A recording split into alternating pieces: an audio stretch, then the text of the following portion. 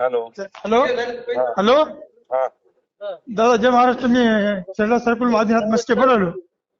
हा आदिनाथ मस्के बोलालो सर. मी दवाखान्यातून सह्याद्री.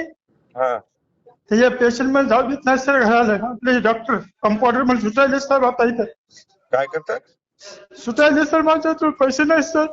हा तर ते माझा मुलगा सह्याद्रीमध्ये आला साहेब. तिथे तर हा 15,000 रुपये दिले. आणि हे इथं म्हणतात तुम्ही मला हे 6,500 रुपये द्या म्हणतात सर. कोण म्हणतात?